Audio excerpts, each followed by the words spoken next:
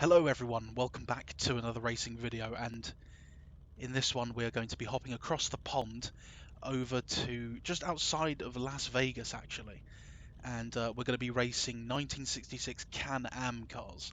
And yep, this car in specific is a Lola T70 Mark II powered by a 5.9 litre Chevrolet V8 engine producing just under 500 brake horsepower, I think 490. So suffice to say, this thing is just a rocket on wheels, and it is a thrill to drive. I don't know the specifics about this exact championship, although I do know that the basics of it is that it's basically an organised championship, Can-Am, Canadian, American championship, where there are very little regulations applied. So manufacturers and constructors kind of went crazy with their designs. And the circuit we're going to be driving today is a little circuit just outside of Las Vegas in the desert called Stardust International Speedway. And that circuit has an insane story behind it, and I'm going to direct you to a YouTuber called GP Laps because he did an amazing video explaining the history behind this circuit. It has an incredible story. Uh, the stuff I can say about it won't really do it justice. But the main focus of this video is I just want to experience what it's like to drive here in these cars. Yeah, I just want to quickly say the mods we're using in today's video is part of a compilation called the 1966 Can-Am Complete Mod Collection and Championship for Assetto Corsa. And that was made by a race department user called A Casual Sim Racer. He also has a YouTube channel, so I'll leave a link to that video in the description where you can download it and try it out for yourself. So all the cars which appear in today's video, as well as the Stardust International Raceway, can be found on his race department page or his YouTube video, and from there you can see where he sourced all these mods from. So yeah, a big thank you to A Casual Sim Racer for making this compilation for us to use in today's video.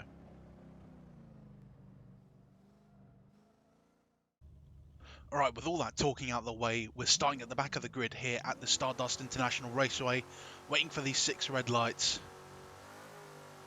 And the race is underway for 5 laps in the deserts of Las Vegas as we immediately have to take evasive action, avoiding the cars making a slow getaway as we storm down the start and finish straight heading into turn 1 here. We have to kind of slot in here, choose our braking zone, even though it's not really much of a braking zone yet. This here is the first braking zone as we have to be very careful. Brakes and tyres are very cold here as don't want to go into the back of any cars here. As we exit the first proper braking zone and we come into the S's section of this circuit, very technical for this time period anyway, and as the AI seem to be making a complete mess of it. Come on boys, like what am I watching? Like let's keep it together. I mean, we managed to keep it together ourselves, but you know, it's an absolute disgrace here. I don't know what I'm seeing. Like, this is not up to the standards of the racing code here. But as you can see, there's already been some retirements here, and I mean, that's not very surprising to me. So we've got, you know, in the middle section here, we've got a few medium speed corners here. Certainly this one, you want to get the line right because you want to maximize your exit onto this back straight of the circuit here. This is the highest speed section of the circuit, reaching 170 miles an hour with 500 horsepower onto the right foot here. We have to choose our braking zone very carefully here, because as you can see, it is just desert to the left and to the right of us as we enter this hard braking zone, and we have to navigate these last few corners here as we complete our first lap at the Stardust International Speedway. To be very careful not to get the exit wrong on this corner as yep, we found ourselves in a bit of a bubble here as we crossed the line to start our second lap at the Stardust. Now, because we're going a bit faster, the first corner is a little bit more hard to navigate, but we still keep it together. Same sort of braking zone here for turn 2.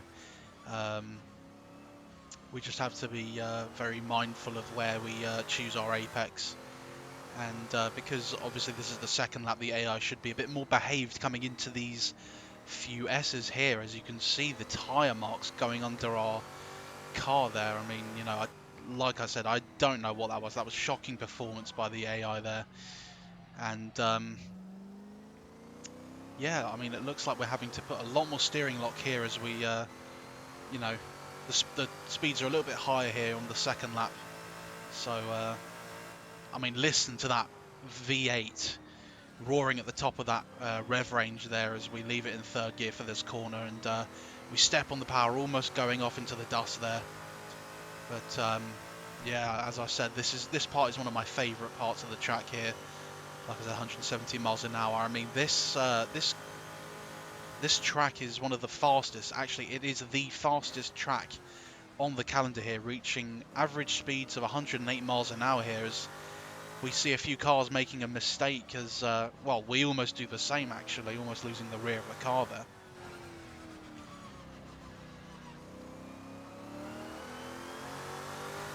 Coming around those last few corners here, we complete the second lap, and we're edging our gap closer towards the leading pack here. I'm not actually sure if it's the leading pack, but we'll see if we can try and win this race. I mean, it's looking good in our favour. We're in one of the most powerful cars here, and I don't know what's happening up front. I mean, we've got a bit of we had a flash of the yellow flag there, but I'm sure it was just an AI taking a casual excursion off, you know, as they do.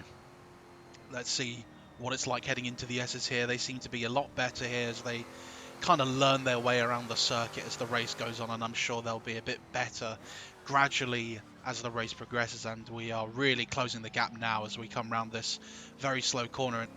As you can see, the car in front of us, the Chaparral 2E, has a very high adjustable rear wing, and I guess that's a product of its regulations at the time, and also I guess it's a form of very, very early DRS in the 1960s, as we come around this very medium speed corner, and I guess this Chaparral will have the advantage here, as it can kind of adjust the drag it produces.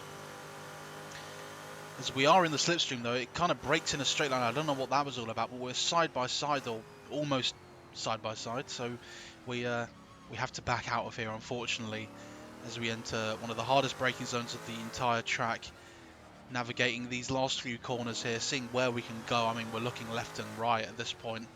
Not sure really where we can go. The only thing we can really do is set up the exit of this corner to be beneficial to us, getting as much slipstream as possible. Entering turn 1 for the third time or the fourth time, we have to be mindful of the dirty air of the two cars in front of us. Seeing what we can do, trying our best to maximise the gap behind us and increase the gap ahead of us. It's come to one of the most technical parts of the track here, the S's. The AI seem to be a bit more behaved as we navigate our way through there. Now we're really closing the gap here on the two cars ahead of us, and the adjustable rear wing of the Chaparral there changing as the lap progresses. We're side by side with him through these corners, and he seems to back out. I don't think the AI feel comfortable going through there side by side. Well, that gives us the advantage anyway. Gives us a good run down the high-speed section of the track where we're best suited. In the slipstream of the car ahead, let's see what we can do. Oh, and it's almost like we're in a different class as we go down the inside. We're reaching a higher top speed here, so we have to stamp on the brakes early as possible. And we seem to make it. A bit of a moment there, but we'll hold it together. Come on these last few corners and finishing the fourth lap here.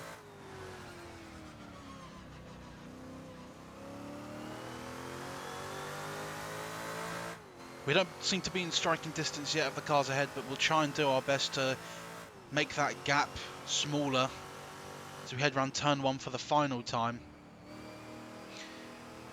Very high speed corner here as we head into the heavy braking zone for the last time. See what we can do. We have to be very careful here. Let's try and keep the car together here as we enter the S's also for the last time. And it looks to be that there's a bit of a disaster ahead of us. And, oh, the blue car clips the rear of our car and sends us into the gravel. Sends us into the mud, and we're left for dead, basically, as we see if we can scrape our way back onto the circuit here. It's not looking good for us as we lose at least 3 positions there with the car right on our tail. Let's see what we can do here. It's not looking good. This is not an ideal situation. Let's try and get through this midsection as quickly as possible here. This is the final lap. Everything's happening right now. Leave it in 3rd gear. Come on, let's bring it round.